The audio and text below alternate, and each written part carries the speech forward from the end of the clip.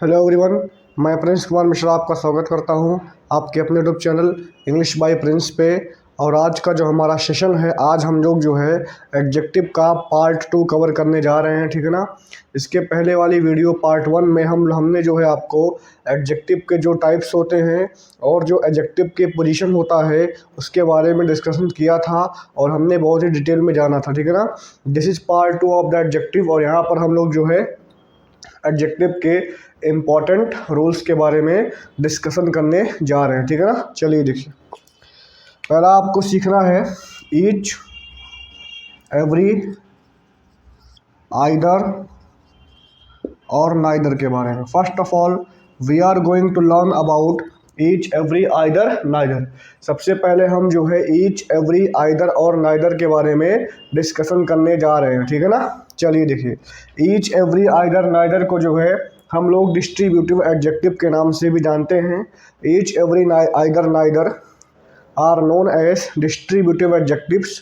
और जैसे मान लीजिए कि आपके पास एक ग्रुप है, इस ग्रुप में 5 लोग हैं, ठीक है ना। तो अगर हमें पांचों की बात करनी हो individually, if we want to talk, जो यहाँ पर 5 इंडिविजुअल्स हैं, अगर हमें इनकी बात जो है इंडिविजुअली करनी हो, अलग अलग करनी हो, तो वहाँ पर हम लोग जो है डिस्ट्रीब्यूटिव एडजेक्टिव का इस्तेमाल करते हैं, ठीक है ना। आपको ध्यान देना है कि जो आपका ईच, एवरी, आइदर, नाइदर होता है, इनका इस्तेमाल किसी ग्रुप में हर एक इंडिविजुअल की बात करने के लिए किया जाता है। दैट्स वाई इनका इस्तेमाल हमेशा जो है काउंटेबल नाउन के लिए होता है। पहली बात आपको ध्यान देना, ठीक है ना। जो आपका ईच, एवरी, आइदर, नाइदर होता है, इसका इस्तेमाल काउंटेबल नाउन के लिए किया जाता है। दूसरी बात आपको ध्यान देना है कि ये किसी ग्रुप में इंडिविजुअल्स की बात करते हैं। That's why they are always singular. और इनके बाद चूंकि ये एडजेक्टिव हैं और आपको पता होगा एडजेक्टिव क्वालिफाई किसको करते हैं, नाउन को करते हैं ना। तो ईच, एवरी, आइदर, नाइदर के बाद आने वाला नाउन क्या रहेगा? सिंगुलर काउंटेबल नाउन, है कि नहीं है। इसके बाद आने वाला नाउन आपका रहेगा सिंगुलर काउंटेबल नाउन और आपका वर्ब क्या रहेगा? सिंगुलर रहेगा, ठीक है ना। तो पहली बात इनके बारे में आपको 2 चीज़ जानना है कि इनके बाद आने वाला नाउन आपका रहेगा सिंगुलर काउंटेबल नाउन, वर्ब आपका आएगा सिंगुलर। दूसरी बात, ये जो है किसी ग्रुप में हर एक इंडिविजुअल्स की बात करते हैं, इसीलिए जो है ये हमेशा क्वालिफाई करेंगे काउंटेबल नाउन को। वो भी नाउन कैसा रहेगा? सिंगुलर। और आपका वर्ब क्या आएगा? सिंगुलर, ठीक है ना। चलिए ठीक है, देखिए अभी आपको ध्यान देना है कि जो आपका ईच होता है, इसका इस्तेमाल करते हैं 2 और मोर देन 2 के लिए। ईच का इस्तेमाल हम लोग कहाँ करते हैं? ईच का इस्तेमाल हम लोग करते हैं 2 और मोर देन 2 के लिए। एवरी का इस्तेमाल हम लोग करते हैं मोर देन 2 के लिए, ठीक है ना। जो आपका एवरी होता है, एवरी का इस्तेमाल जो है 2 से ज़्यादा के लिए किया जाता है। ईच का इस्तेमाल 2 या 2 से ज़्यादा के लिए करते हैं।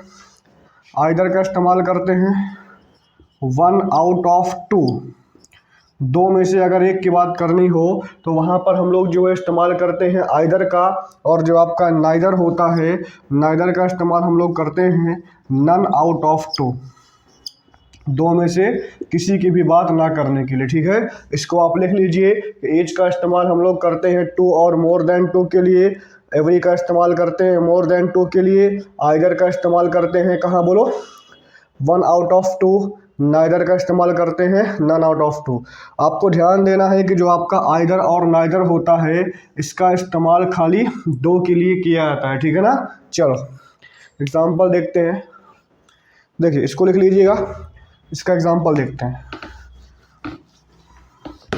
देखिए सबसे पहले जो है हम लोग एग्जाम्पल देखते हैं ईच और आइदर और नाइदर का। जैसे लिखा हुआ है either student of this class is absent. बोला गया है either student of this class is absent. दूसरा एग्जाम्पल में लिखता हूँ कि neither student of this class is absent. दूसरा एग्जाम्पल है neither student of this class is. आपको ध्यान देना है कि ईच या एवरी दोनों का मतलब होता है प्रत्येक, है कि नहीं है। लेकिन आपको ध्यान देना है कि मान लीजिए कि जहां अगर मान लीजिए 3 लोग हैं तो वहां पर आप इस्तेमाल करोगे ईच का, वहां पर आप इस्तेमाल करोगे एवरी का, है कि नहीं है। अगर 2 से ज़्यादा हैं तो आप ईच या एवरी दोनों का इस्तेमाल कर सकते हो।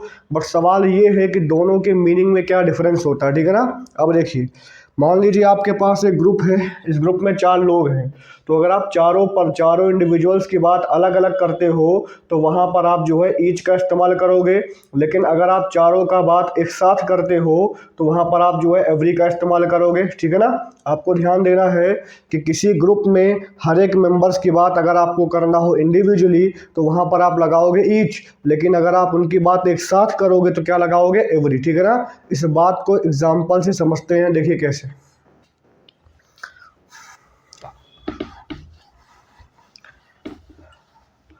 जैसे बोला गया है कि dash house in this town is painted white. बोला है dash house in this town is painted white. अब आप मेरी बात को समझिएगा, यहाँ पर बोला गया डैश हाउस का मतलब क्या हुआ। अब मान लीजिए अगर किसी टाउन में बहुत सारे हाउस हैं, ठीक है, जिनको वाइट कलर से पेंट किया गया है, तो क्या टाउन के सारे हाउसेस को आप पॉइंट करके बोल सकते हो, पॉसिबल नहीं है। उनको एक साथ बोलना पड़ेगा, बोल तो रहे हो सबको अलग अलग करके ही ना, लेकिन वैसे एक साथ बोल रहे हो तो वहाँ पर आप क्या लगाओगे, एवरी लगाओगे। क्या लगाओगे, एवरी लगा लोगे, ठीक है ना। तो आपको ध्यान देना है कि अगर जो है किसी ग्रुप के इंडिविजुअल्स की बात आप कलेक्टिवली करते हो तो वहाँ पर आप लगाओगे एवरी, और अगर उनकी बात आप करते हो इंडिविजुअली तो वहाँ पर आप क्या लगाओगे, ईच का इस्तेमाल करोगे, ठीक है ना। एग्जाम्पल मैं आपको एक और देता हूँ, जैसे लिखा हुआ है कि I have read dash book of this library. बोला गया है कि I have read dash book of this library. यहाँ पर आप क्या लगाओगे, एवरी लगा दोगे। एवरी क्यों लगाओगे, क्योंकि किसी भी लाइब्रेरी के क्या आप हर एक किताब को पॉइंट करके बोल सकते हो, नहीं हो सकता है। 1000 किताब हो, है कि नहीं है, सबको पॉइंट करके बोलना संभव नहीं है। इसीलिए वहाँ पर आप इस्तेमाल किसका करोगे, बोलो, एवरी का इस्तेमाल करोगे, ठीक है ना। आपको इस बात का ध्यान देना है, ठीक है। एग्जाम्पल मैं आपको एक और देता हूँ, जैसे लिखा हुआ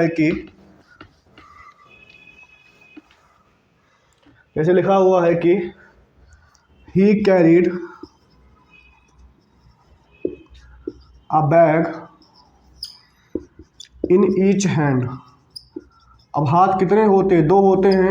अब आपको पता होगा कि ईच का इस्तेमाल 2 या 2 से ज़्यादा के लिए करते हैं ना। तो यहाँ पर बात किसका किया गया, 2 की किया गया, क्योंकि इंसान के पास नॉर्मली कितने हाथ होते हैं, 2 हाथ होते हैं ना। तो वहाँ पर आप क्या लगाओगे, ईच लगा दोगे, यहाँ पर आपका एवरी नहीं लगेगा। तो ये आपका हो गया ईच, एवरी, आइदर, नाइदर, जिसको हम जो है डिस्ट्रीब्यूटिव एडजेक्टिव के नाम से जानते हैं, ठीक है ना। इस बात में अगर कोई दिक्कत हो तो बताइएगा कमेंट करके, ठीक है। चलिए अगला देखते हैं। देखिए अगला जो हमारा रूल है, रूल नंबर 2, दूसरे में हम पढ़ने जा रहे हैं आइदर एंड बोथ के बारे में, ठीक है। दूसरे में हम पढ़ने जा रहे हैं आइदर एंड बोथ के बारे में, ठीक है ना। In rule number 2 we are going to study about either and both. आपको पता होगा कि जो आपका आइदर होता है, इसके पहले हमने सीखा था कि आइदर का इस्तेमाल मतलब 2 में से एक की बात करने के लिए करते हैं, लेकिन यहाँ पर हम जो है आइदर का इस्तेमाल 2 के लिए करते हैं अगर दोनों क्या हो, कॉम्प्लीमेंट्री हो। अगर दोनों क्या हो, कॉम्प्लीमेंट्री हो, ठीक है। अगर आपके पास 2 चीज़ है और दोनों क्या है, कॉम्प्लीमेंट्री है, तो वहाँ पर जो है आप आइदर का इस्तेमाल 2 के लिए आराम से कर सकते हैं, ठीक है। और जो आपका बोथ होता है, बोथ का इस्तेमाल तो 2 के लिए होता ही है, ठीक है ना। लेकिन आपको ध्यान देना है कि आइदर का इस्तेमाल भी 2 के लिए होता है if 2 things are complementary to each other. Complementary का मतलब क्या हुआ, मान लीजिए कि आपके पास एक रोड है, ठीक है ना, आपके पास एक रोड है, क्या आप रोड के इस साइड को हटा सकते हो? नहीं, रोड का दोनों साइड साथ में रहेगा, आप किसी एक साइड को हटा नहीं सकते हो। आप कितना भी कोशिश कर लो, क्या आप इस बोर्ड के एक साइड को हटा सकते हो? नहीं, जब रहेगा दोनों ही साइड रहेगा, है कि नहीं है? तो जब दो चीज़ें हमेशा साथ में ही एग्जिस्ट करें तो उसको आप लोग बोलते हो कॉम्प्लीमेंट्री। हिंदी में इसका मतलब होता है पूरक, एक दूसरे को पूरा करने वाले। तो अगर ऐसी सिचुएशन आती है तो वहाँ पर आप जो है आइदर का इस्तेमाल दो के लिए करोगे, ठीक है ना। चलिए एग्जाम्पल देखते हैं। जैसे बोला गया है कि there are trees on either side. बोला गया there are trees on either side of the road. बोला गया there are trees on either side of the road. Road के दोनों किनारे क्या है बोलो? पेड़ हैं। यहाँ पर आइदर साइड का मतलब क्या हो गया? दोनों किनारे पर पेड़ हैं, बट दोनों किनारे क्या हैं? कॉम्प्लीमेंट्री है। तो यहाँ पर आइदर का इस्तेमाल दो के लिए किया गया है, ठीक है ना। तो जब दो चीज़ें कॉम्प्लीमेंट्री होंगी तो वहाँ पर आप जो है आइदर का इस्तेमाल दो के सेंस में करोगे, अदरवाइज आइदर का इस्तेमाल जो है 1 आउट ऑफ 2 के लिए किया जाता है, ठीक है। चलो, इसे लिखा हुआ है बोथ हिज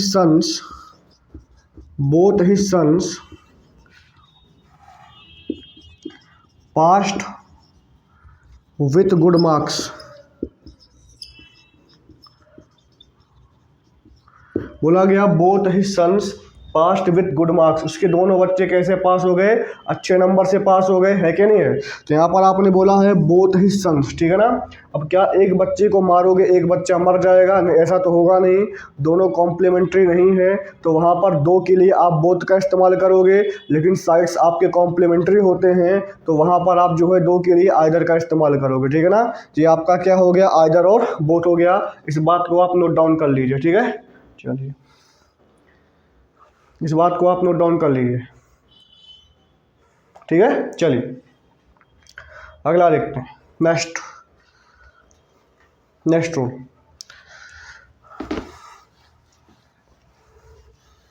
अगला रूल देखते हैं। चलिए देखिए, लिखिए बात rule number 3। A certain this that and other. बोला गया है a certain this that and other. दूसरा है सर्टेन दीज दोज अदर। पहला बोला गया a certain this that and other. दूसरा है सर्टेन दीज दोज और जो है अदर। आपको ध्यान देना है कि जो आपका आ सर्टेन दिस दैट और अनदर होता है ये हमेशा सिंगुलर होते हैं, और इसके बाद इस्तेमाल होने वाला नाउन क्या रहेगा बोलो? सिंगुलर काउंटेबल रहेगा। और आने वाला आपका वर्ब क्या रहेगा बोलो? सिंगुलर फॉर्म में रहेगा, ठीक है ना। आपको ध्यान देना है कि जो आपका आ सर्टेन दिस दैट और अनदर होता है ये हमेशा आपके होते हैं सिंगुलर। इनके बाद इस्तेमाल होने वाला नाउन क्या रहेगा? Singular countable noun. और आपका वर्ब क्या रहेगा? सिंगुलर। लेकिन आपको ध्यान देना है कि जो आपका सर्टेन होता है, दीज दोज और जो आपका अदर होता है ये आपके हमेशा होते हैं प्लूरल, इसीलिए इनके बाद इस्तेमाल होने वाला नाउन आपका रहेगा प्लूरल काउंटेबल नाउन। और आपका वर्ब क्या आएगा बोलो? प्लूरल फॉर्म में इस्तेमाल किया जाएगा, ठीक है ना। इस बात को आप नोट डाउन कर लीजिए, वेरी वेरी इंपॉर्टेंट, ठीक है ना। A certain this that and other always singular. इसके बाद आने वाला नाउन क्या रहेगा? Singular countable noun. वर्ब क्या रहेगा? Singular. Certain these those other. इसके बाद इस्तेमाल होने वाला नाउन क्या रहेगा? Plural countable noun. वर्ब क्या रहेगा बोलो? प्लूरल, ठीक है ना। एग्जाम्पल के माध्यम से इसको समझते हैं। देखिए एग्जाम्पल के माध्यम से इसको समझते हैं। देखिए जैसे बोला गया कि there is a certain student in the class बोला गया there is a certain student in the class. यहाँ पर आपका आ सर्टेन क्या है, एडजेक्टिव है। इसके बाद आने वाला नाउन क्या है, सिंगुलर काउंटेबल नाउन है। आपका वर्ब क्या आ गया बोलो, सिंगुलर फॉर्म में आया हुआ है। लेकिन अगर मैं लिखता हूँ कि there are certain students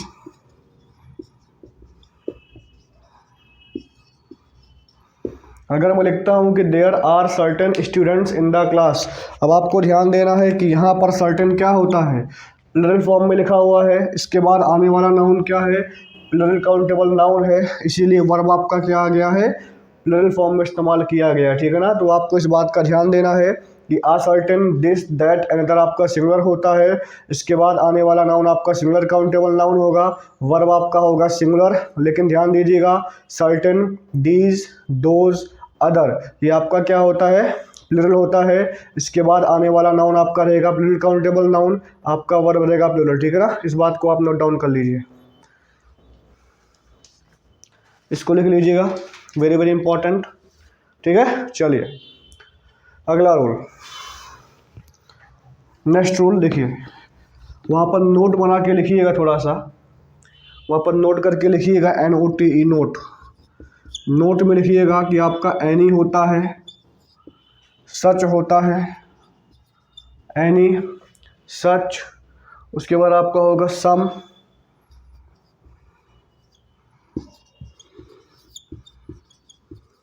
any, such, some, any other, the same, the other. लिखा हुआ है any, such, some, any other, the same, the other, समझ पाए ना। अब आप ध्यान दीजिएगा कि सारे के सारे क्या होते हैं, इनका इस्तेमाल करिए चाहे सिंगुलर, और इनका इस्तेमाल चाहे करिए प्लूरल, ठीक है ना। अगर आप इनके बाद आप जो है नाउन लगाते हैं सिंगुलर काउंटेबल नाउन, तो इसके बाद आपका वर्ब आएगा सिंगुलर। अगर आप इनके बाद इस्तेमाल करते हैं प्लूरल काउंटेबल नाउन, तो इनके बाद आपका वर्ब क्या आएगा, प्लूरल फॉर्म में इस्तेमाल किया जाएगा, ठीक है ना। चलिए एग्जांपल देखते हैं। इसे बोला, लिखा गया है कि I don't want any other, book करिए और चाहे आप बुक्स करिए, ठीक है, दोनों आपका सही है, ठीक है ना। एनी अदर के बाद चाहे आप नाउन लगाइए सिंगुलर काउंटेबल और चाहे आप नाउन लगाइए प्लूरल काउंटेबल, ठीक है ना। चलिए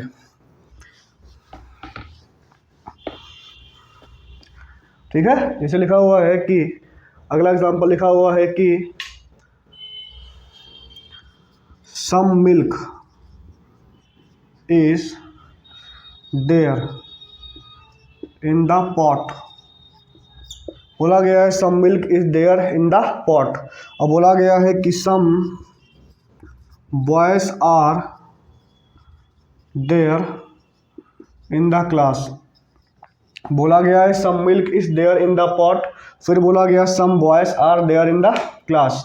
आपको ध्यान देना है कि यहाँ पर सम के बाद आने वाला नाउन क्या है, अनकाउंटेबल नाउन आ गया, तो वर्ब आपका हो गया सिंगुलर। यहाँ पर सम के बाद आने वाला नाउन क्या हो गया, प्लूरल काउंटेबल नाउन हो गया, तो आपका वर्ब क्या आ गया बोलो, प्लूरल। तो आपको इस बात का बहुत ही ध्यान में रखना है कि सम के बाद आप जो है किसी भी नाउन का इस्तेमाल कर सकते हो, जैसा नाउन आप लगाओगे वैसा आपका वर्ब है। कौन कौन से होते हैं, such, any, such, the same, the other, any other, etcetera etcetera, ठीक है ना। चलिए अगला देखते हैं, नेक्स्ट रूल, ठीक है। अगला रूल देखते हैं, इसको लिख लीजिएगा, वेरी वेरी इंपॉर्टेंट। अगला रूल देखते हैं, लेट अस सी नेक्स्ट रूल। देखिएगा जैसे लिखा हुआ है एनी अदर, ठीक है। अगला रूल लिखा हुआ है एनी अदर, फिर बोला गया एन अदर, फिर बोला गया अदर, ठीक है ना। एनी अदर, एन अदर और अदर में क्या डिफरेंस होता है, आपको ध्यान देना है कि जो आपका एनी अदर होता है इसका इस्तेमाल हमेशा जो है हम जो है नेगेटिव सेंटेंस में करते हैं, ठीक है। जो आपका एनी अदर होता है इसका इस्तेमाल हमेशा जो है नेगेटिव सेंटेंस में किया जाता है, ठीक है। लेकिन ध्यान दीजिएगा जो आपका एन अदर और अदर होता है इसका इस्तेमाल हमेशा जो है हम लोग पॉजिटिव सेंटेंस में करते हैं, ठीक है।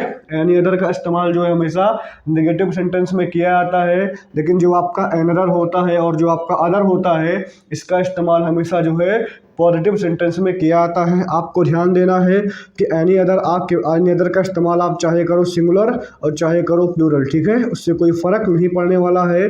बट आपको ध्यान देना है कि जो आपका एन अदर होता है ये हमेशा क्या होता है, सिंगुलर होता है। इसके बाद आने वाला नाउन क्या होगा, सिंगुलर काउंटेबल नाउन होगा, वर्ब आपका होगा सिंगुलर, और जो आपका अदर है ये हमेशा होता है प्लूरल। इसके बाद आने वाला नाउन क्या रहेगा, प्लूरल काउंटेबल नाउन रहेगा, और जो आपका वर्ब आएगा वो क्या रहेगा, प्लूरल फॉर्म में इस्तेमाल किया जाएगा, ठीक है ना। चलिए एग्जांपल लेते हैं, इस बात को नोट डाउन कर लीजिए, एग्जांपल देते हैं।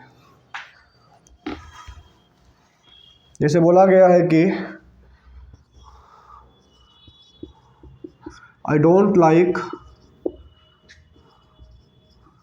any other book और बुक्स, ठीक है ना। अब आप एनी अदर के बाद चाहे इस्तेमाल करिए सिंगुलर चाहे इस्तेमाल करिए प्लूरल, बट कंडीशन आपको ध्यान देना है कि एनी अदर का इस्तेमाल हमेशा ही नेगेटिव सेंटेंस में ही किया जाएगा, ठीक है ना। चलो अब एग्जांपल मैं देता हूँ अदर का। जैसे बोला गया है आई वॉन्ट अदर बुक्स, क्या बोला गया, आई वॉन्ट अदर बुक्स। अब यहाँ पर अदर आपका क्या है, एडजेक्टिव है, ये हमेशा प्लूरल होता है, इसीलिए अदर के बाद आप नाउन क्या लगाओगे, बुक्स लगाओगे, जो कि आपका है प्लूरल काउंटेबल नाउन, ठीक है। लेकिन अगर मैं लिखता हूँ कि आई वॉन्ट, अगर आपने इस्तेमाल किया एन अदर का, तो एन अदर के बाद आप बुक्स का इस्तेमाल ना करके बुक लगाओगे, क्यों, क्योंकि जो आपका एन अदर होता है ये हमेशा क्या होता है, सिंगुलर होता है, इसीलिए एन अदर के बाद इस्तेमाल होने वाला नाउन आपका हमेशा रहेगा सिंगुलर, तो आपका क्या बनेगा, बुक्स बन जाएगा, बट अदर के बाद आपका क्या आएगा, बुक्स बन जाएगा, ठीक है ना। इस बात को आपको ध्यान देना, ठीक है। चलिए इसको रफ करते हैं, इसको रफ करते हैं, ठीक है। चलिए इसको लिख लीजिएगा, ठीक है। चलिए अब हम देखते हैं, देखो कुछ पैटर्न्स के बारे में देखते हैं। अगले रूल, जो हमारा अगला रूल है ना, ये बेसिकली कुछ पैटर्न्स के बारे में है। हमें कुछ पैटर्न्स को हमेशा ही ध्यान में रख के चलना है, ठीक है ना। We need always keep this patterns in our mind. कौन कौन से हैं देखिए। पहली बात, अगर आपको पता है मैनी आपका होता है एडजेक्टिव ऑफ नंबर, क्या होता है, मैनी आपका होता है एडजेक्टिव ऑफ नंबर, तो मैनी के बाद आने वाला नाउन हमेशा क्या रहेगा, प्लूरल काउंटेबल नाउन रहेगा, और आपका वर्ब रहेगा हमेशा प्लूरल, ठीक है। पहला पैटर्न क्या है, मैनी के बाद आने वाला नाउन आपका हमेशा क्या रहेगा, प्लूरल काउंटेबल नाउन रहेगा, और जो आपका वर्ब आएगा हमेशा क्या होगा, प्लूरल फॉर्म में इस्तेमाल किया जाएगा। अगर आप आ मैनी का इस्तेमाल करते हो तो इसके बाद आपका नाउन क्या रहेगा, प्लूरल काउंटेबल नाउन रहेगा, आपका वर्ब क्या आएगा, प्लूरल फॉर्म में इस्तेमाल किया जाएगा। अगर आप a good oblique great many का इस्तेमाल करते हो, अगर आप a good oblique great many का इस्तेमाल करते हो तो इसके बाद भी आपका नाउन क्या रहेगा, प्लूरल काउंटेबल नाउन रहेगा, आपका वर्ब क्या आएगा, प्लूरल फॉर्म में इस्तेमाल किया जाएगा, ठीक है। अगला देखिए, अगर आप मैनी के बाद आर्टिकल का इस्तेमाल करते हो, अगर आप मैनी के बाद ए का इस्तेमाल करते हो तो आपका नाउन क्या रहेगा, सिंगुलर काउंटेबल नाउन रहेगा, और जो आपका वर्ब आएगा हमेशा क्या रहेगा, सिंगुलर रहेगा, ठीक है। अगर आप सेवरल का इस्तेमाल करते हो तो आपको ध्यान देना है, सेवरल भी आपका होता है एडजेक्टिव ऑफ नंबर, सेवरल के बाद आने वाला नाउन आपका क्या रहेगा, प्लूरल काउंटेबल नाउन रहेगा, और आपका वर्ब क्या आएगा, प्लूरल फॉर्म में इस्तेमाल किया जाएगा, ठीक है। इसके साथ साथ अगर आप मच का इस्तेमाल करते हो तो आपको पता होगा कि जो आपका मच होता है ये एडजेक्टिव ऑफ क्वांटिटी होता है, और क्वांटिटी हमेशा होता है किसका, जो अनकाउंटेबल होता है, इसीलिए मच के बाद आने वाला आपका नाउन क्या रहेगा, अनकाउंटेबल नाउन रहेगा, और जो आपका वर्ब आएगा वो क्या रहेगा, सिंगुलर रहेगा, ठीक है ना। इन सारे पैटर्न्स को आप ध्यान में रखिएगा, वेरी वेरी इंपॉर्टेंट, आपके पेपर में बहुत ज़्यादा पूछे जाते हैं, ठीक है। इस बात को लिख लीजिए, राइट देम, ये बहुत इंपॉर्टेंट रूल है, इसको आप लिख लीजिए, ठीक है। हाँ इसको आप लिख लीजिएगा। एक बार फिर से बता देता हूँ, मैनी के बाद आपका नाउन आएगा प्लूरल काउंटेबल नाउन आएगा, वर्ब आपका आएगा प्लूरल। यही कंडीशन आपका आ मैनी के साथ लगेगा, ठीक है। यही कंडीशन आपका आ गुड और ग्रेट मैनी के साथ लगेगा। यही कंडीशन आपका मैनी, लेकिन अगर आप मैनी के बाद आर्टिकल लगाते हो तो नाउन आपका आएगा सिंगुलर काउंटेबल नाउन, वर्ब आपका आएगा सिंगुलर। अगर आप इस्तेमाल करते हो सेवरल का जो इस्तेमाल होगा सेम मैनी के जैसे होगा। और अगर आप जो है मच का इस्तेमाल करते हो तो आपको ध्यान देना है कि मच के बाद इस्तेमाल होने वाला नाउन आपका क्या रहेगा, अनकाउंटेबल रहेगा। और जो आपका वर्ब आएगा वो क्या रहेगा, हमेशा बोलो सिंगुलर फॉर्म में इस्तेमाल किया जाएगा, ठीक है ना। इस बात को आप नोट डाउन कर लीजिए, बहुत इंपॉर्टेंट है, ठीक है। चलिए हम इसको मिटा दें। चलिए इसका एग्जाम्पल देते हैं इसका। देखिए अगर हम बात करें इसके एग्जांपल्स के बारे में तो देखिए क्या क्या एग्जांपल्स इसके हम बना सकते हैं, इसको भी नोट डाउन आप कर लीजिएगा, ठीक है। एग्जांपल देखते हैं, ठीक है। चलिए देखिए, जैसे बोला गया कि many students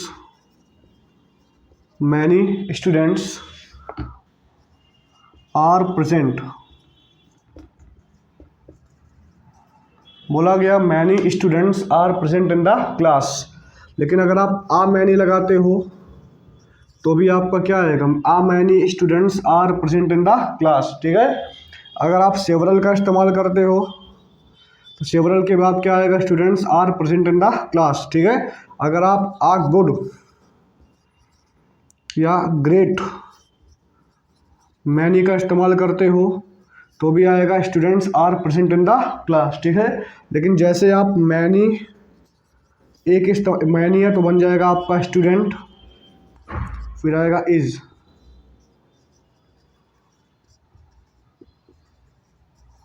present in the class, ठीक है। इसको कर लीजिए। और जैसे ही आप मच का इस्तेमाल करोगे, बोलोगे मच मिल्क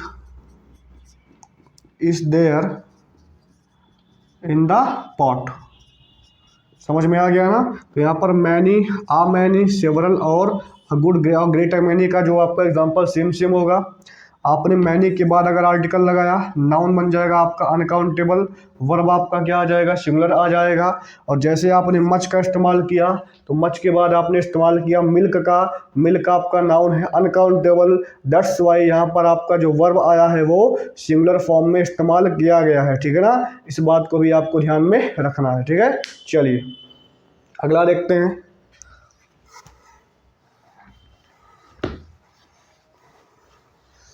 ठीक है। चलिए नेक्स्ट अब हम बात करते हैं एम्फसाइजिंग या एम्फेटिक एडजेक्टिव्स के बारे में, ठीक है ना। Now we are going to discuss about emphasising oblique emphatic adjectives.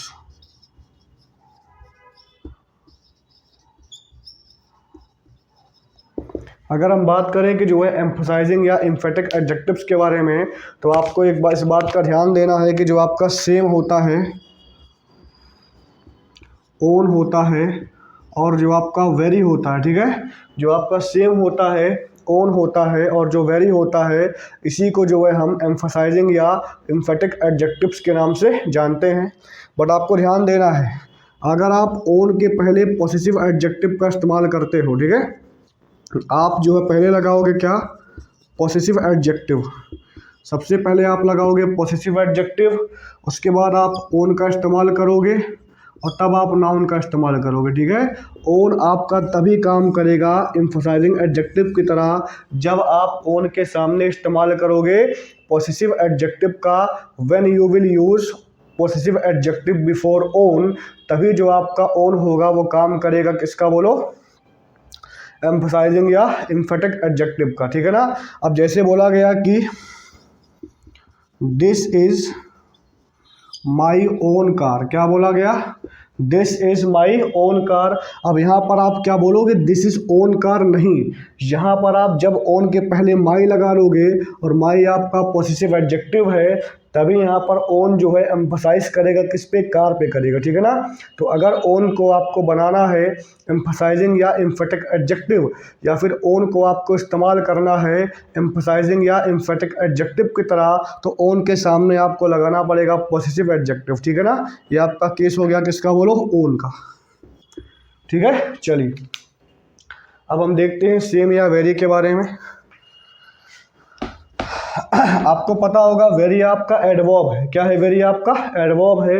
लेकिन आप ध्यान दीजिएगा, जैसे ही आप सेम या वेरी के सामने दा का इस्तेमाल करोगे, जब आप सेम या वेरी के सामने दा का इस्तेमाल करोगे तो सेम और वेरी आपका एम्फसाइजिंग या एम्फेटिक एडजेक्टिव बन जाएगा और जोर देगा, एम्फसाइज करेगा किसी नाउन पे, ठीक है।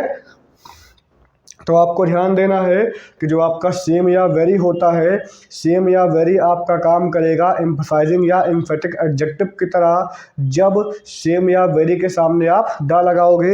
एग्जांपल में देता हूँ, जैसे लिखा हुआ है कि this is the same oblique very boy, this is the same oblique very boy that met me yesterday, that met me yesterday। बोला गया है कि this is the same oblique very boy that met me yesterday. इसका मतलब ये वही लड़का है जो मुझसे कल मिला था। तो यहाँ पर आपने क्या किया, सेम या वेरी के आगे दा लगा दिया। ये दोनों एम्फसाइज किस पे कर रहे हैं, बॉय पे कर रहे हैं, ठीक है ना। तो आपको ध्यान देना है कि ओन, सेम और वेरी काम करता है एम्फसाइजिंग या एम्फेटिक एडजेक्टिव का, बट ओन के पहले आप लगाओगे पॉसेसिव एडजेक्टिव, तभी आपका ओन काम करेगा एम्फसाइजिंग या एम्फेटिक एडजेक्टिव का। और आप सेम या वेरी के सामने दा का इस्तेमाल करोगे तभी ये काम करेंगे एम्फसाइजिंग या एम्फेटिक एडजेक्टिव का, ठीक है ना। चलिए इस बात को आप नोट डाउन कर लीजिए, ठीक है। इसको लिख लीजिएगा।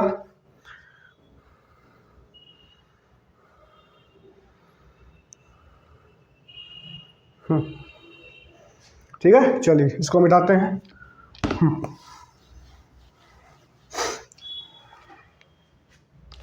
आपको पता होगा कि ऑर्डिनल्स किसको कहते हैं।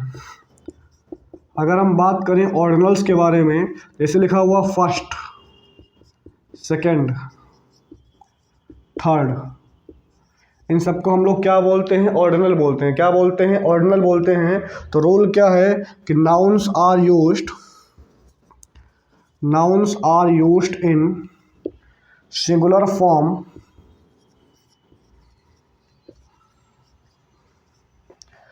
After ordinals.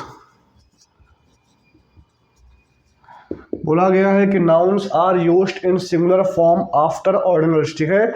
ऑर्डिनल्स के बाद आप नाउन को सिंगुलर फॉर्म में इस्तेमाल करोगे। You will use noun in singular form after ordinals, ठीक है ना। अब देखो एग्जांपल मैं आपको देता हूँ, देखिए। जैसे बोला गया है द फर्स्ट पीरियड, क्या बोला गया, द फर्स्ट पीरियड, ठीक है ना। अब यहाँ पर पीरियड आपका एक नाउन है, यहाँ पर द फर्स्ट आपका क्या है, बोलो, एक ऑर्डिनल है, ठीक है ना। तो क्या बोलोगे, द फर्स्ट पीरियड्स। अगर आप बोलते हो कि द फर्स्ट पीरियड्स, तो दिस इज रॉन्ग, ठीक है ना।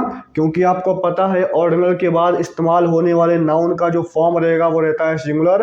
तो इसीलिए आप यहाँ पर पीरियड्स वाला गलत होगा, पीरियड आपका क्या होगा, ठीक हो जाएगा, ठीक है। जैसे बोला गया सेकेंड क्लास, क्या बोलोगे, सेकेंड क्लासेस,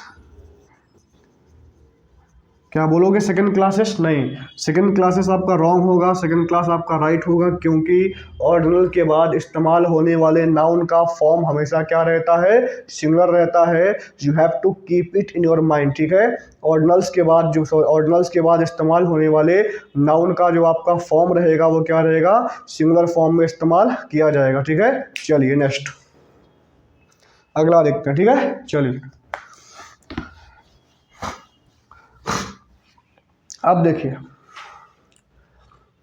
हमारे पास एक है few, a few, the few, ठीक है ना। Few, a few, the few. और यहाँ पर मैं लिखता हूँ little, a little, the little, इन सब में क्या डिफरेंस है, ठीक है ना।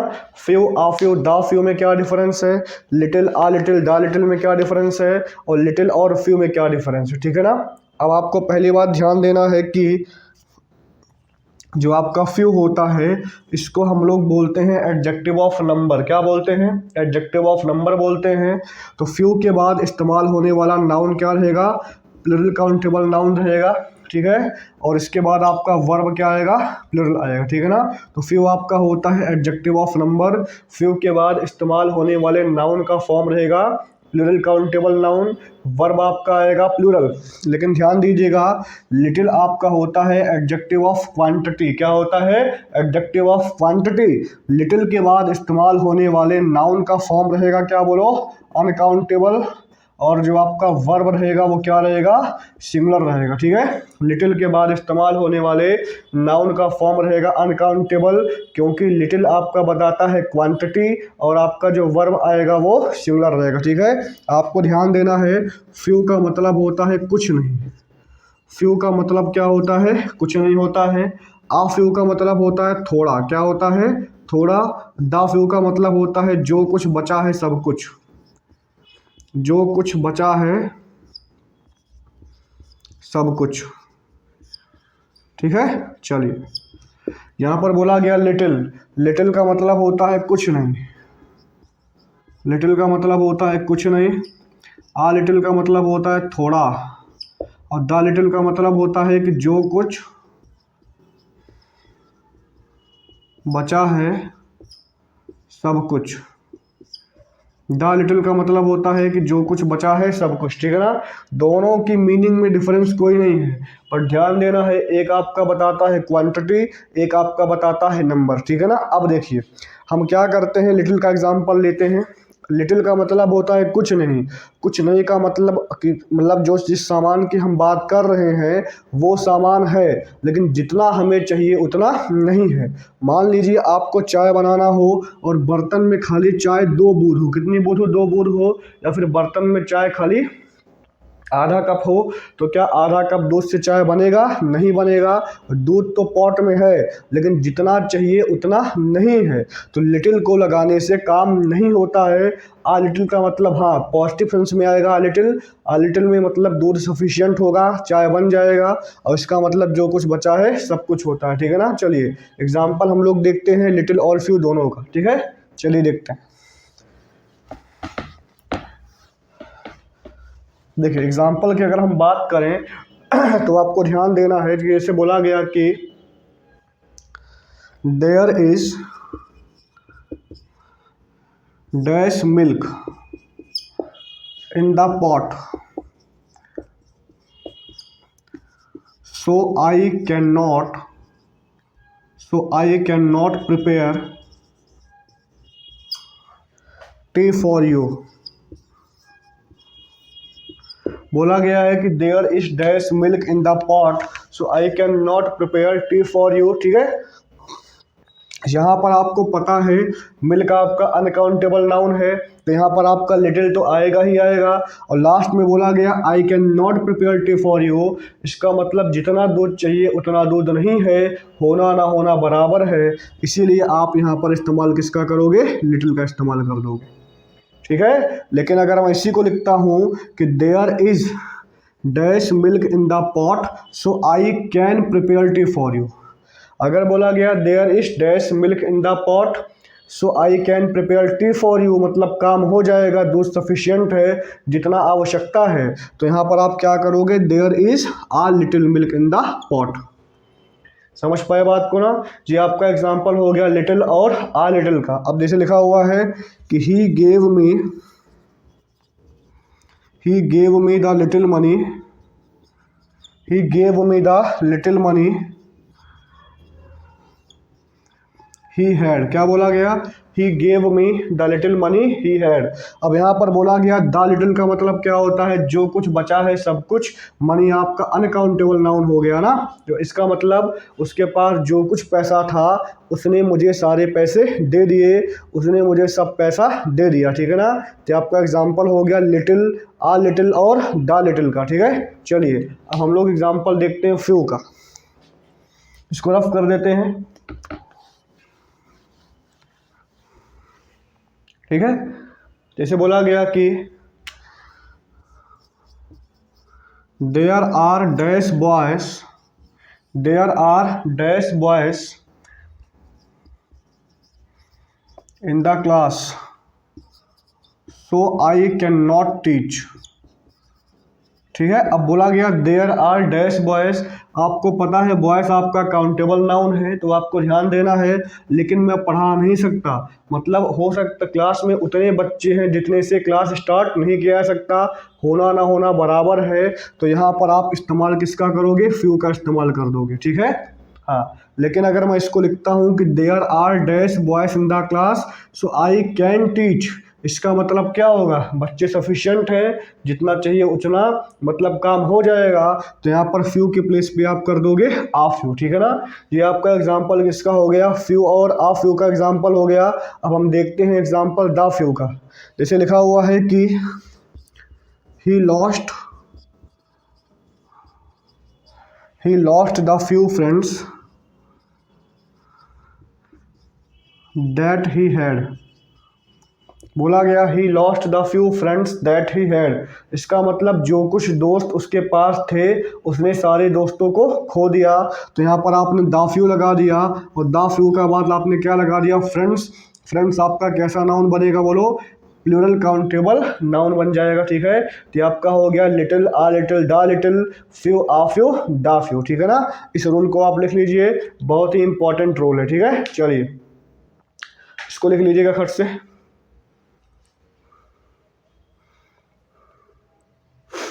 इसको लिख लीजिएगा, ठीक है। चलिए इसको रफ कर देते हैं।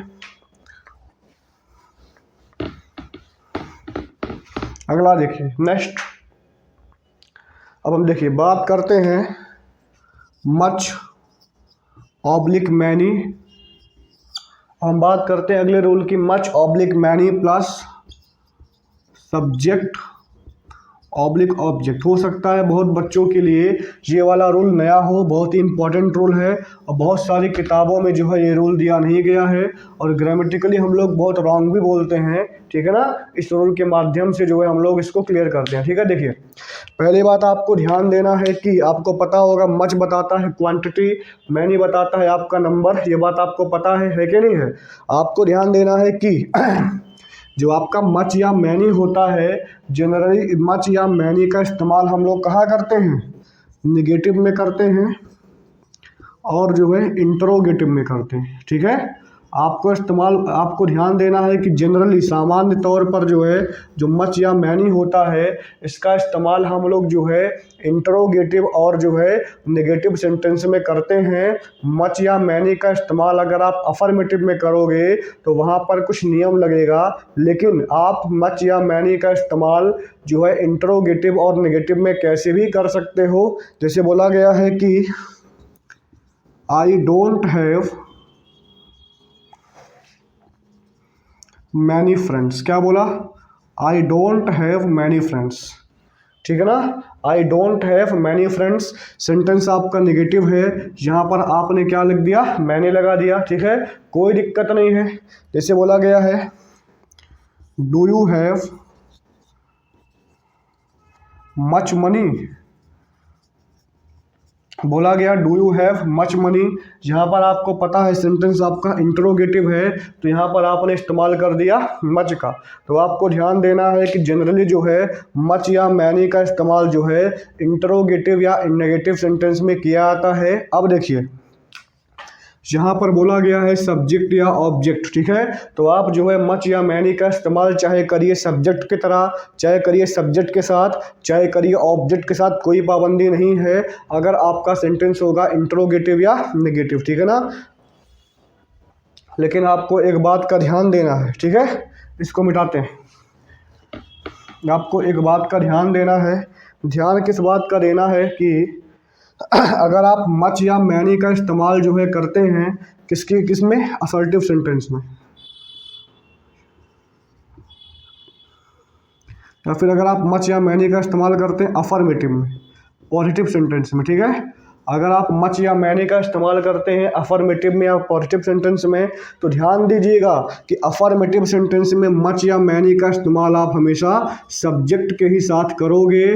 मच या मैनी का इस्तेमाल जो है ऑब्जेक्ट के साथ करना गलत है, पाप है। समझ पाए ना? देखिए एग्जाम्पल के जैसे मैं आपको समझाता हूँ। देखिए जैसे बोला गया आई हैव मैनी फ्रेंड्स, बोला गया आई हैव मैनी फ्रेंड्स। अब आपको देखना है सेंटेंस आपका अफर्मेटिव है कि नहीं है, लेकिन यहाँ पर आपने मैनी का इस्तेमाल किया है फ्रेंड्स के साथ, विच इज़ रॉन्ग, ठीक है।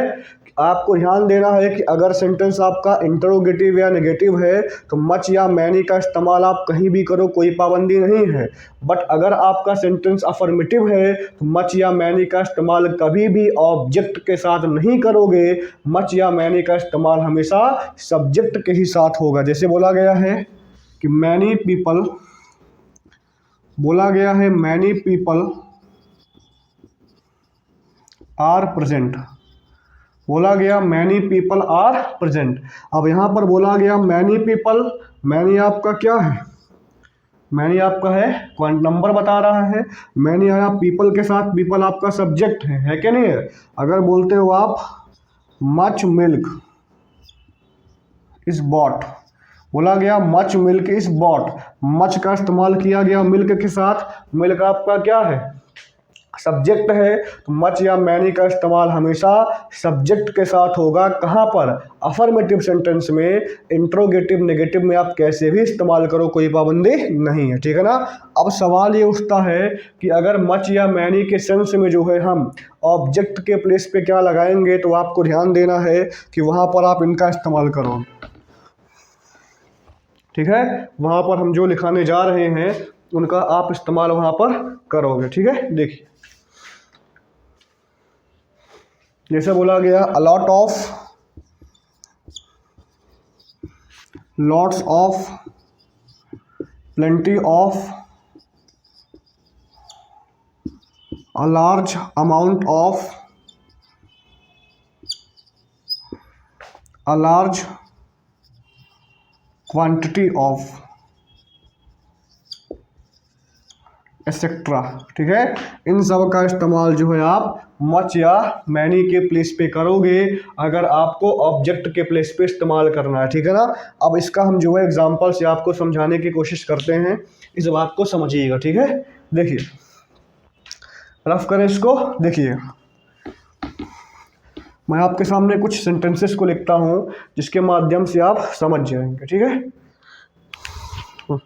जैसे बोला गया कि I have many friends, इसे बोला गया I bought much milk, ठीक है ना। अब देखिए अभी आपको पता है कि मच या मैनी का इस्तेमाल इंट्रोगेटिव नेगेटिव में होता है। अफर्मेटिव में मच या मैनी का इस्तेमाल खाली आप सब्जेक्ट के साथ करते हो। यहाँ पर मच या मैनी का इस्तेमाल हुआ है ऑब्जेक्ट के साथ, है क्या नहीं है। तो मैनी के प्लेस पे क्या लगाओगे, I have a lot of friends, या फिर I have a large number of friends, है क्या नहीं है। यहाँ पर बोला गया आई बॉट मच मिल्क, गलत, बोलोगे I bought plenty of milk या फिर I bought a large quantity of milk. मेरी बात समझ में आया ना। ये आपका मच या मैनी का सेकंड वाला रूल था, ठीक है। पहला क्या हमने बोला कि मच या मैनी का इस्तेमाल खाली किसके साथ करोगे, बोलो इंट्रोगेटिव या नेगेटिव में। अफर्मेटिव के केस में मच या मैनी का इस्तेमाल कभी भी ऑब्जेक्ट के साथ नहीं होगा। वहाँ पर a lot of, large amount of, a large quantity of, plenty of, इन सब का इस्तेमाल करोगे, ठीक है। इसको रफ करते हैं, ठीक है, रफ करते हैं। देखिए अगला देखिए नेक्स्ट। अब देखिए तीसरा वाला एक्सेप्शन है, ठीक है। तीसरा रूल बहुत ही यार आपका जरूरी है। तीसरा रूल आपका क्या बोलता है, देखिए जैसे मान लीजिए कि अगर अफर्मेटिव सेंटेंस में, अगर अफर्मेटिव सेंटेंस में जो है ठीक है। अगर अफर्मेटिव सेंटेंस में जो है एज का इस्तेमाल किया जा रहा है, हाउ का इस्तेमाल किया जा रहा है और TOO का इस्तेमाल किया जाता है। अगर जो है अफर्मेटिव सेंटेंस में एस का इस्तेमाल किया जाता है, हाउ का इस्तेमाल किया जाता है, टू का इस्तेमाल किया जाता है, तो वहाँ पर मच या मैनी का इस्तेमाल आप जो है ऑब्जेक्ट के प्लेस पे आसानी से कर सकते हो। ठीक है, फिर से बोलता हूँ कि अगर अफर्मेटिव सेंटेंस में एस का इस्तेमाल किया जाता है, हाउ का इस्तेमाल किया जाता है, TOO का इस्तेमाल किया जाता है, तो वहाँ पर जो है इसका इस्तेमाल आप जो है कर सकते हो किसका, मच या मैनी का, ऑब्जेक्ट की तरह। अदरवाइज मच या मैनी का इस्तेमाल ऑब्जेक्ट के प्लेस पे नहीं होगा अफर्मेटिव सेंटेंस में। हाँ, इंट्रोगेटिव नेगेटिव में आप कैसे भी लगा सकते हो। एग्जाम्पल देखते हैं। बोला गया I don't like too much of milk. ठीक है, I don't like too much of milk. अगला बोला गया यू मे टेक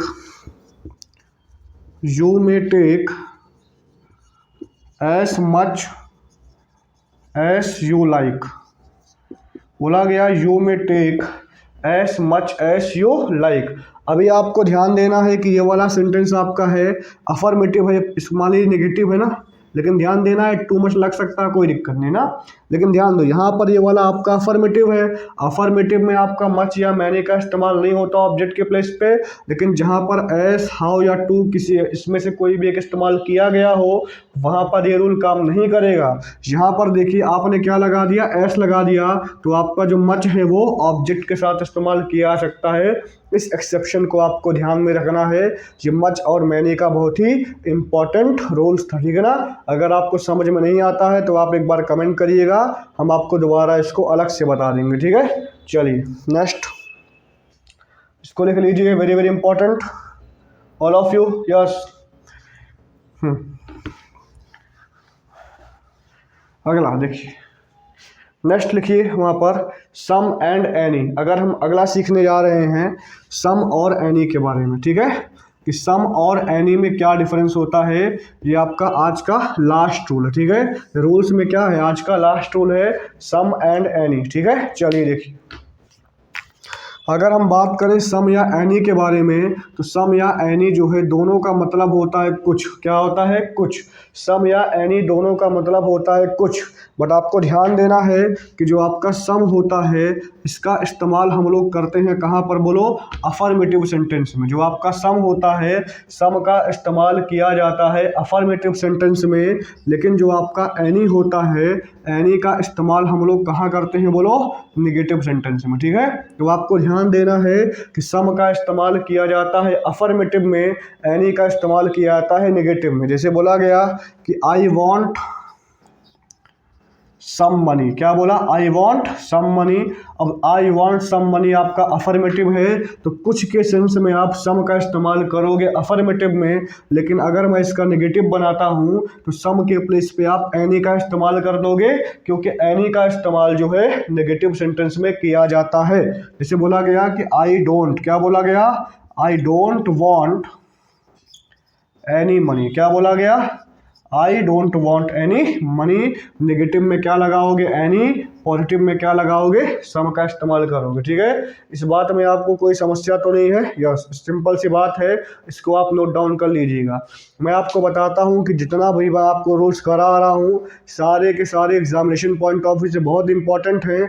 अगर एक बार आपने मुझसे एडजेक्टिव पढ़ लिया तो चाहे वो SSC हो, बैंक हो, डिफेंस हो, टीचिंग हो, जिस भी एग्ज़ाम में कॉम्पिटिटिव इंग्लिश आती है, जिसमें ग्रामर आता है, वोकेबलरी आता है, आपका जो भी टॉपिक मैं यहाँ पर पढ़ा रहा हूँ, जब मैं आपको एडजेक्टिव पढ़ा दूंगा उसके बाद आप सारे नोट्स को लिखिएगा, वीडियो को देखिएगा, समझिएगा और आप क्वेश्चंस करिएगा। सिंगल सवाल आपसे नहीं छूटने वाला है, इस बात की मेरी गारंटी है। आप एक बार डिटेल में पढ़ के देखिएगा, सारे के सारे इतने भी रूल्स होते हैं सब मैं आपको बहुत ही डिटेल में पढ़ा रहा हूँ। ठीक है ना, इसको लिख लीजिए। ठीक है, चलिए देखिए नेक्स्ट। हाँ, वहाँ पर दूसरा आपको रूल लिखना है कि इन केस ऑफ इफ और expression of doubt, in case of if और expression of doubt we use any.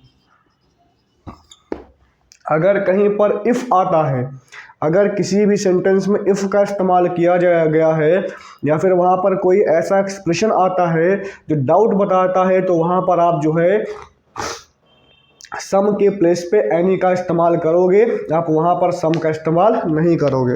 Example देखिए, जैसे लिखा हुआ है कि tell me if you have any doubt. बोला गया tell me if you have any doubt.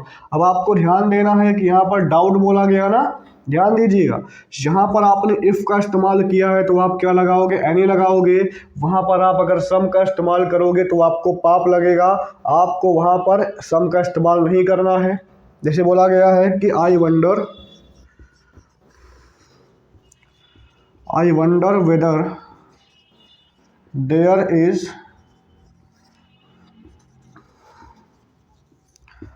बोला गया I wonder whether there is any money left. तो यहाँ पर आपको ध्यान देना है कि यहाँ पर आपने क्या किया, आई वंडर लगा दिया, जो कि आपका एक्सप्रेशन ऑफ डाउट है। तो यहाँ पर भी आप एनी लगाओगे, सम का इस्तेमाल नहीं करोगे। तो जहाँ पर इफ़ या एक्सप्रेशन ऑफ डाउट का सेंस आता है वहाँ पर आप इस्तेमाल करोगे किसका, एनी का, ना कि सम का। इस बात को आपको ध्यान में रखना है, ठीक है। चलिए अगला देखते हैं।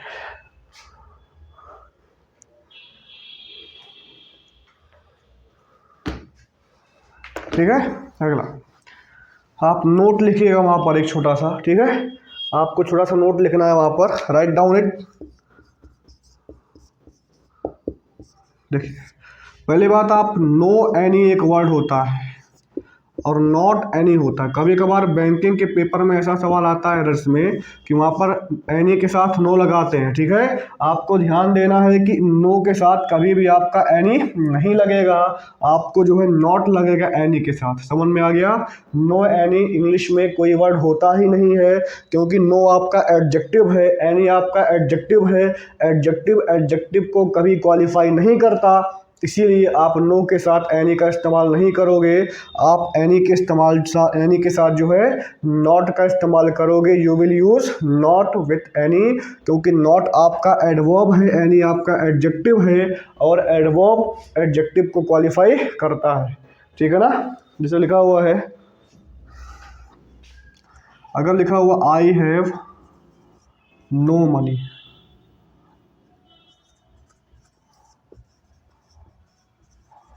बोला गया I have no any money, यहाँ पर आप एनी के साथ नो लगा दिए जो कि पाप है। आप यहाँ पर नो के प्लेस पे नॉट का इस्तेमाल करोगे, ठीक है। तो नो एनी आपका रॉन्ग है, नॉट एनी आपका राइट होता है, ठीक है। चलिए इसका देखिए, नेक्स्ट आपका जो इसका थर्ड पार्ट है, आपको देखना है, आपको वहाँ पर लिखना है कि देखिए इन केस ऑफ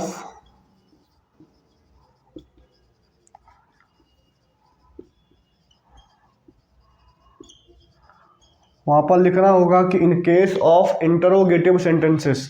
अगर आपका सेंटेंस इंटरोगेटिव है, ठीक है, अगर आपका सेंटेंस कैसा है बोलो, इंटरोगेटिव है, तो आपको ध्यान देना है कि इंटरोगेटिव सेंटेंस में आप जो है एनी या सम किसी का भी इस्तेमाल कर सकते हो, ठीक है। अगर आपका सेंटेंस इंटरोगेटिव है तो वहाँ पर एनी या सम में से किसी का भी इस्तेमाल आप आसानी से कर सकते हो। जैसे बोला जा रहा है कि do you have any oblique some food. क्या बोला गया, do you have any oblique some food. अब यहाँ पर बोला गया do you have any oblique some food, तो आपको ध्यान देना है कि यहाँ पर आप सेंटेंस आपका इंट्रोगेटिव है, तो यहाँ पर आप चाहे एनी का इस्तेमाल करिए चाहे आप सम का इस्तेमाल करिए, इसमें आपको कोई भी दिक्कत नहीं होनी चाहिए ना। बट ध्यान दीजिएगा, इन केस ऑफ रिक्वेस्ट, इसको लिखिएगा, in case of request we prefer some. लेकिन ध्यान दीजिएगा, अगर आपका सेंटेंस इंट्रोगेटिव है और वहाँ पर रिक्वेस्ट का सेंस आता है तो आप वहाँ पर एनी का इस्तेमाल ना करके सम का इस्तेमाल करोगे। जैसे बोला गया कि could you give me some food, could you give me some food. अब ये इंट्रोगेटिव है लेकिन यहाँ पर कुड का इस्तेमाल किया गया है और आपको पता है कुड आपका बताता है पोलाइट रिक्वेस्ट, फॉर्मल रिक्वेस्ट। तो आपको ध्यान देना है कि अगर सेंटेंस आपका इंट्रोगेटिव है तो वहाँ पर आप सम या एनी में से किसी का भी इस्तेमाल कर सकते हो, कोई पाप नहीं लगेगा। बट अगर वहाँ पर सेंस आता है रिक्वेस्ट का तो आप क्या लगाओगे, सम लगाओगे, ठीक है ना। ये आपका एडजेक्टिव का हमने सारे के सारे जो आपके रूल्स होते हैं बेसिक वाले वो करा दिए हैं, ठीक है ना। अभी देखिए इसके बाद हम लोग पढ़ेंगे एडजेक्टिव में कंफ्यूजिंग एडजेक्टिव्स के बारे में, उसके बाद हम लोग ख़त्म करेंगे डिग्री और उसके बाद हम लोग करेंगे इंटरचेंज ना, कि पॉजिटिव से कैसे बनाते हैं कंपैरेटिव, कंपैरेटिव से कैसे बनाते हैं सुपरलेटिव। तो अभी आपका 2 से 3 वीडियो एडजेक्टिव का और जाएगा। ये आपका एडजेक्टिव का पार्ट 2 था, ठीक है ना। हाँ, मैं आशा करता हूँ कि आपको वीडियो अच्छा लगा होगा। अगर आपको वीडियो अच्छा लगे, अगर आपको लगता है कि मेरा पढ़ाया हुआ आपको समझ में आता है तो आप चैनल को सब्सक्राइब करिएगा, लाइक करिएगा, शेयर करिएगा, ठीक है। अगर आपको अच्छा नहीं लगता तो अनसब्सक्राइब करिए, जैसा मन करे वैसा करिए, ठीक है ना। Thank you very much, thanks a lot.